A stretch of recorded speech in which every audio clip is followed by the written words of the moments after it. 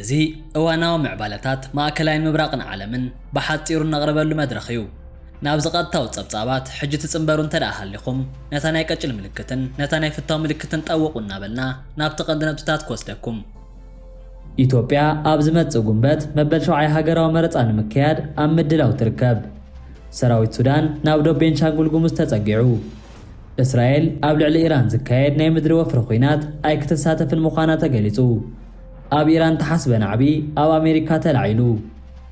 ሕውቲ የመን ሓድሽ ግንባር ከፊቶም። ብኤሌክትሪክ ዝሰርሓ ተሽከርከርቲ ናብ ከተማ ኣቴን ሕብረተሰብ ዘገልግላሉ መስርሕ ካቢነ ምምሕዳር ከተማ መቐለ ወሲኑ። ናብታ ኣብ ጸልማት ትርከብ ኩባ ነዳዲ ንምብጻሕ ተበገሰት መርከብ ሩስያ ኣብ ማያት እታ ሃገር ከም ዝበጽሐት ተፈሊጡ። ኣብ ወደባዊት ከተማ ሃይፍ ዝርከብ መጻረዪ ነዳዲ እስራኤል ብናይ ሚሳኤል መጥቃዕቲ ጉድኣት በጺሕዎ። ሩስያ ንሓደ ብስለያ ዝኸሰሰቶ ብሪጣንያዊ ዲፕሎማሰኛ ካብቲ ሃገር ክወፅእ ኣዚዛ።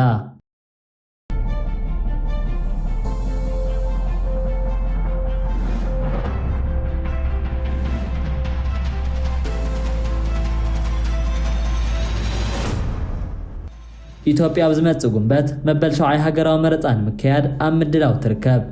ሃገራዊ ቦርድ መረጻ ነቑጣታት መረጻ የዳልውን መረጽቲ ድማ ይምዝግቡን ኣለዉ። ይኹን እምበርታን ልዕሊ 6 ዓመታት ኣብ ሃገራዊ ባይቶታት ውክልና ዘይብላ ትግራይ ሕጂ እውን ካብዚ ሃገራዊ መስርሕ ወፃኢ ኮይና ትርከብ። ኣፈኛ ባይቶ ኢራን መሐመድ ባቀር ጋሊባፍ ትራምፕ ንዘተ ሰላም ከም መሸፈኒ ነቲ ዝሓስቦ ዘሎ ምድራዊ መጥቃዕቲ ይጥቀመሉ ከም ዘሎ ገሊጹ። ኢራን ኢዳ ከም ዘይትህብ ብምግላጽ ወታደራቱ ድማ ነቶም ወታደራት ኣሜሪካ ይጽበዩ ከም ዘለውን ኣብ ገሃንም ከም ዘእትውዎምን ገሊጹ ኣሎ። ስሞም ዘይተገልጹ ሰበስልጣን ኣሜሪካ ምድራዊ ስርሒት ንምክያድ ምድላዋት ይግበር ከም ዘሎ ኣብ ዝገልጹሉ ዘለዉ እዋን ፕሬዚዳንት ትራምፕ ግና ኢራን ንጠለባቱ ክትቅበል ቀሪባ ከም ዘላ እናገለጸ እዩ። ብኣሽሓት ዝቑጸሩ ሰራዊት ሓይሊ ባሕሪ ኣሜሪካ ኣብቲ ዞባ ከም ዘለውን ፍሉያት ሓይልታትን ፓራቱፐርን ከዓ ኣብ መገዲ ከም ዘለውን ክንገር ጸኒሑ እዩ። ሰራዊት ሱዳን ናብ ደቡብ ቤንሻንጉል ጉሙዝ ተጸጊዑ። ኣብ ዞባ ቡሉ ናይል ሰፊሕ ናይ ምጽራይ ስጉምቲ ኣብ ልዕሊ ሰራዊት RCF ዘካይድ ዘሎ ሰራዊት ሱዳን ሎሚ ድሕሪ ቀትሪ ናብ ደቡብ ኢትዮጵያ ቤንሻንጉል ጉሙዝ ተጸጊዑ ኣሎ። ዝርዝር ሓበሬታ ጸኒሐ ከስዕበልኩም እየ። እስራኤል ኣብ ልዕሊ ኢራን ዝካየድ ናይ ምድሪ ወፍሪ ኩናት ኣይክትሳተፍን ምዃና ተገሊጹ። ኣሜሪካ ውሽጢ ኢራን ናይ ምድሪ ወታደራዊ ወፍሪ ተጀሚራ እስራኤል ሰራዊታ ከም ዘይተሰልፍ ተገሊጹ። እዚ ውሳነ እዚ እስራኤል ኣብ መጥቃዕቲ ኣየር ስልያን ምስጢራዊ ስርሒታትን ጥራይ ተገዲባ ነቲ ልዑል ስጋኣት ዘለዎ ናይ ምድሪ ውግእ ንኣሜሪካ ክትሓድገላ ከም ዝመረጸት ዘመላኽት ስልታዊ ምዝላቕ ምዃኑ ተገሊጹ። ኣብ ውሽጢ ኢራን ዝካየድ ናይ ምድሪ ውግእ ልዑል ሞትን ማሴትን ናብ ክባ ምእታው ከምኡውን ንነዊሕ እዋን ዝጸንሕ ናይ ወታደራዊ ቁፅፅር ጸቕጢ ከም ዘስዕብ ይፍለጥ እዩ። እስራኤል ካብዚ ወፍሪ እዚ ክተንሰሓብ ብምባላ ንርእሳ ኣብቲ ሓደጋ እንኮላ ብኣንጻሩ ኣሜሪካ ነቲ ዓቢ ወታደራዊ ኩናት ናይ ሎጂስቲክን ወፍርን ከቢድ ዕንወት የጋጥም ኣሎ። ኣብ ኢራን ተሓስበ ናዕቢ ኣብ ኣሜሪካ ተላዒሉ። ሕቡራት መንግስታት ኣሜሪካ ኣብ መንጎ ናይ ወፃኢ ኩናትን ናይ ውሽጢ ሃገር ናዕብን ተቐርቂራ ትርከብ። ሕቡራት መንግስታት ኣሜሪካ ኣብ ዝሓለፈ ዓመት ናብ ሓድሽ ተለዋዋጢ ምዕራፍ ፖለቲካዊ ቅልውላው ኣትያ ትርከብ። ፕሬዚደንት ዶናልድ ትራምፕ ኣብ ጥሪ 2025 ናብ ስልጣን ካብ ዝምለስሉ ትሒዙ እቲ ሃገር ብርቱዕ ምክፍፋል ይረኣይ ኣሎ። እቲ ምስ ኢራን ዝካየድ ዘሎ እዕናዊ ኩናት ምስቲ ሰማይ ዝዓረገ ኩነታት ናብራ ተደሚሩ ነቲ 28 መጋቢት 2026 ተራእየ ታሪኻዊ ሃገራዊ ተቃውሞ ቀንዲ መበገሲ ኮይኑ ኣሎ።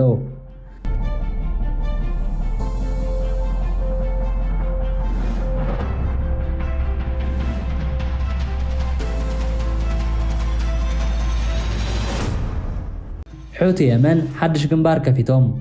ምስ ኢራን ዝወገኑ ዕጡቃት ሕውቲ የመን ኣብ ልዕሊ እስራኤል ናይ ባላስቲክ ሚሳኤልን ድሮንን መጥቃዕቲ ብምፍጻም ናብቲ ኩናት ብወጋዕ ከም ዝኣተዉ ኣፍሊጦም ኣለዉ። እዚ ስጉምቲ እዚ ነቲ ኣብ መንጎ ቀርኒ ኣፍሪካን የመንን ዝርከብ ሓደ ካብቶም ዝበዝሑ ንግዲ ዓለም ዝሓልፎም እስትራቴጂካዊ መስመር ባብ ኣልመንደብ ንምዕጻው ዘንጸላለዉ ስጋኣት ምዃኑ ተንተንቲ ፖለቲካ ኣጠንቂቖም።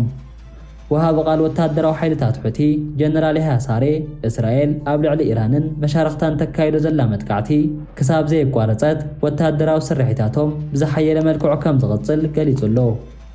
ምክትል ሚኒስተር ዜና እቲ ጉጅለ መሐመድ መንሱር ብወገኑ ምዕጻው መስመር ባብ ኣልመንደብ ሓደ ካብቶም ኣብ ኢዶም ዘለዉ ምርጫታት ምዃኑ ንማዕከናት ዜና ገሊጹ።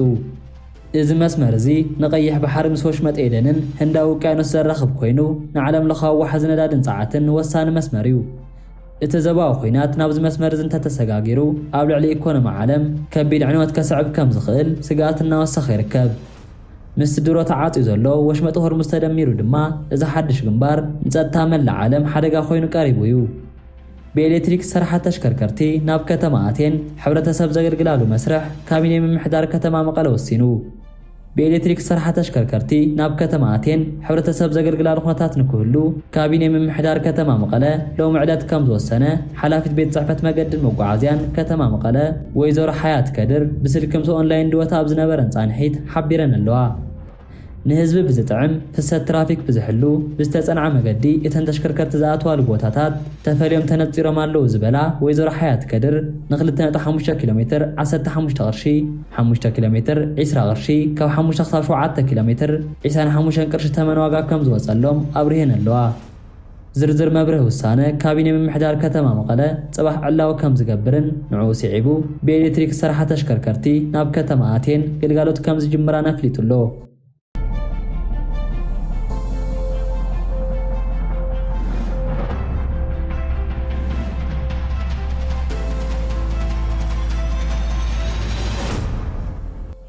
حتى ارتزينات عالم اسبانيا نتناب كينات ايران الساتفا نفرت امريكا كل ايرا كم زعصوت منستر مكلخاله هاجر مارغاريتا روبل سافليتا اسبانيا نت اسرائيل امريكان ابي على ايران زكايدو زلوا متقعتن غبره ملس ايرانن بغلوع كاب التقاوم هاجرات اوروبا مخانا زفلت كوينو واشنطن غنا اتزيد داغم قطع خطبل صوعته سرحيت تعوتلو خمزلا بمغلاص نوسان اسبانيا انا ايساتولا አዛዝ ሰራዊት ሚኒያመር ፕሬዝዳንት ተሃገር ክኸውን ተሓሪሎ ጀነራል ሚን አንግ ሽላንግ ድሕርትን ተቃዋምቲ ሰልፈታት ዘግለለ ሓፈሻዊ ምርጫ ብባይቶ ተሃገር ክምረጽ ትጽቢት ዝግበረሉ ዘሎ ሰቢው እቲ ጀነራል ምስተቅድመ 5 ዓመት ዘካየዶ ወታደራዊ ዕልዋ ብተተሓሓዘ በሓይላን ሃገራት ምዕራብ እገዳ ተገይሩሉ እዩ ናብታ ኣብ ጸርማት ትርከብ ኩባ ነዳዲ ንምምጻሕ ተበገሰት መርከብ ሩስያ ኣብ ማያት ተሃገር ከም ዝበጽሐት ተፈሊጡ እተህጡ ሰባው ጽዕነት ነዳዲ ዝሓዘት መርከብ ፕሬዝዳንት ኣሜሪካ ዝኾነት ሃገር ናብ ኩባ ነዳዲ ክትልኽ ከም እትኽእል ድሕሪ ምግላጹ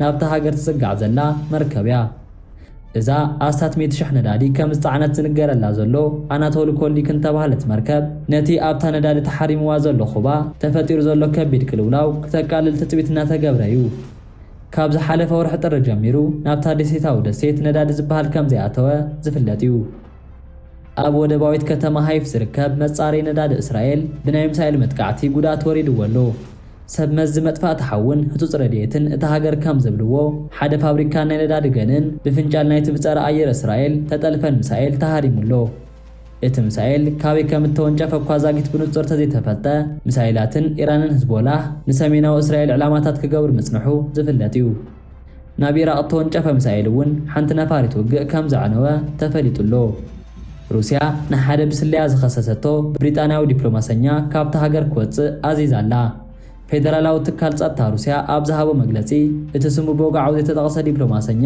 ናይ ሓሶት ሓበሬታ ብምሃብ ናብታ ሃገር ከም ዝኣተወ ተረጋጊጹ እዩ እቲ ብሪጣናዊ ተዋሃቡና ዲፕሎማሲ ፍቃድ ብምስራዝ ኣብ ውሽጢ 2 ሰሙን ክወጽእ ተኣዚዙሎ ኣፈኛ ክፍሊ ጉዳያት ወጻኢ ብሪጣንያ ነቲ ክሲ ፍጹም ትርጉም ኣልቦ ክብል ብምንጻግ ሩስያ ኣብ ልዕሊ ብሪጣንያውያን ዲፕሎማሰኛታት ደፋርን ተዋሃድን ወፍሪ ብምስጥራይ ተካይደላ ኸብል ብወገኑ ኸሲሱሎ ኩናት ዩክሬን ኣብ 2022 ድሕሪ ምውልዑ ክልተን ሃገራት ኣብ ዝተፈላለዩ እዋናት ዲፕሎማሰኛታትን ከባረራ ምጽናሕን ይፍለጥ እዩ ኣብ መወዳእታ ሓንቲ ጓል ኣንስተይቲ ትርከቦም 4 ጠፈርተኛታት ሒዛ ናብ ወርሒ ክትውንጨፍ ትዳሎ ዘላ ሮኬት ናሳ ኩነታት ኣየርን ተሰሚሩላ ኣብ ዝመጽእ መዓልትታት ክትለዓል ትጽቢት ተገይሩሎ ዳግማዊት ኣርተሚስ ድሕሪ 50 ዓመት ናብ ዙርያ ወርሒ ትውንጨፍ ሰብ ዝሓዘለት መንኮራኹር ትካል ጠፈር ኣሜሪካ ኮይና ንልዕሊ ሓደ ሰሙን ክትጸንሕ ተዳልያላ እቲ በረራ ኣካል ናይ ተብ ዝቀረበ እዋን ሰብ ናብ ገጽ ወርሒ ንምኻድ ዝካየድ ዘሎ ውጥን እዩ